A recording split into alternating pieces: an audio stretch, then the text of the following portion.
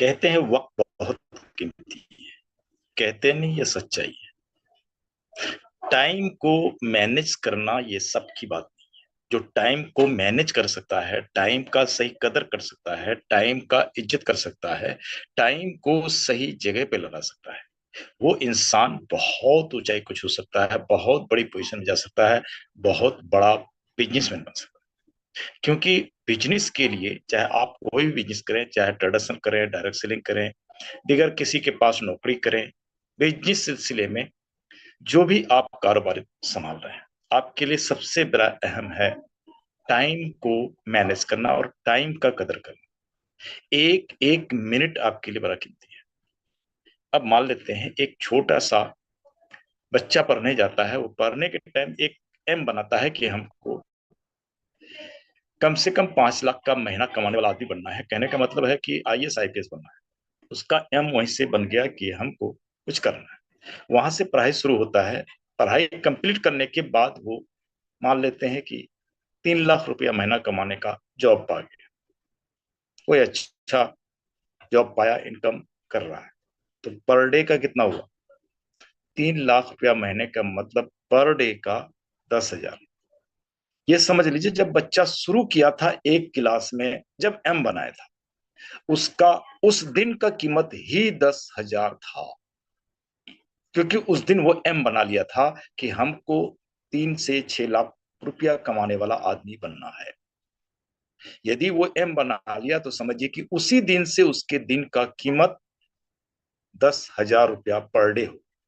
और पूरा पढ़ाई कंप्लीट करने के बाद, हुनर कंप्लीट करने के बाद, कोई स्किल को कंप्लीट करने के बाद, कोई सिस्टम को बिल्ड करने के बाद, कोई बिजनेस को बिल्ड करने के बाद, यदि वो 3 लाख रुपया महीना कमाता है तो पर डे का कितना हुआ? 10,000। यानी जिस दिन वो सोचा उसी दिन से उसका समय का कीमत, दिन का कीमत 10,000 रुपया।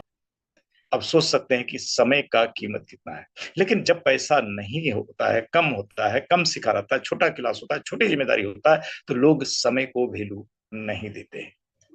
क्यों? क्योंकि अभी कीमत नहीं है, अभी तो दिहाड़ी छोटा है, कम सैलरी है या कम जिम्मेदारी है, अभी तो मालिक है ऊपर, बॉस है ऊपर, उसकी जिम्मेदारी है। हम क्यों इतना टेंशन लें? ये छोटी छोटी लापरवाही इंसान को जल्दी आगे बढ़ने से रोकता है। तरक्की का मतलब है आपका अपना पहला टाइम का कदर, अपनी जिम्मेदारी, अपना रिस्पॉन्सिबिलिटी जो होता है वो। अगर आप किसी के नीचे, बॉस के नीचे काम करते हैं, तो बॉस का हर बात का जिम्मेदारी, हर बात का पहल करना आपका जिम्मेदारी है। सेम इसी तरह अगर आप डायरेक्ट सेलिंग में काम करते हैं तो आपका अपलाइन आपके लिए बॉस तो नहीं है, लेकिन बॉस से भी ज्यादा आपको मानने की जरूरत है, उसके बातों पर अमल करने की जरूरत है, उसके हर वो गाइडलाइंस को मानने की जरूरत है, हर वो सिस्टम के अधीन जो बातें आता है, जो काम आता है, वो मानने की जरूरत है। अब बिजनेस से रिलेटेड जो भी उसकी तरफ से गाइडलाइंस हो, उसको मानना आपका जिम्मेदारी है।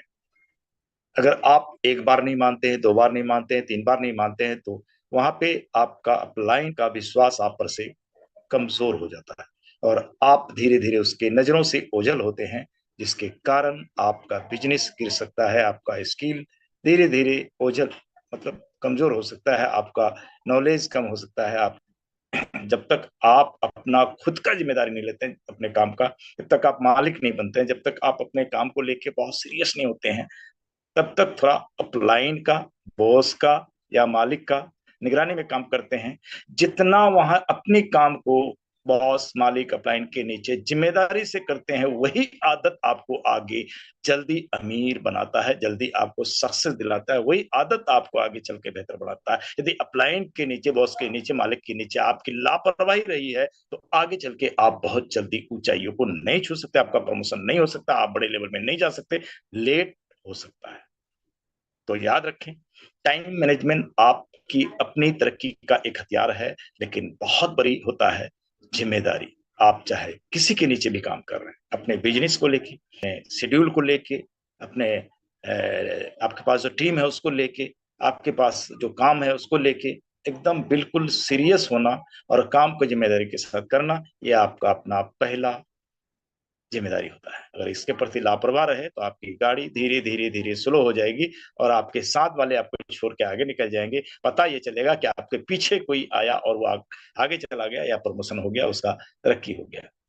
कुछ लोग हमारे डायरेक्टली सुन रहे हैं या समझ रहे हैं, तो ध्यान दें, कभी भी अपलाइन का एक फोन आपके लिए एक बहुत बड़ी जिम्मेदारी का सबब होता है। अगर आप उसको जिम्मेदारी से नहीं लेते हैं, उसको सही तरीके से फोन को वैल्यू नहीं देते हैं या समय को वैल्यू नहीं देते हैं, तो वो आपके लिए नुकसानदेह हो सकता है। अपलाइन नहीं चाहता है, लेकिन समय के साथ साथ में समय बदल जाता है, क्योंकि समय को बेहतर करने के लिए भी आज का समय को बेहतर करना बहुत जरूरी है।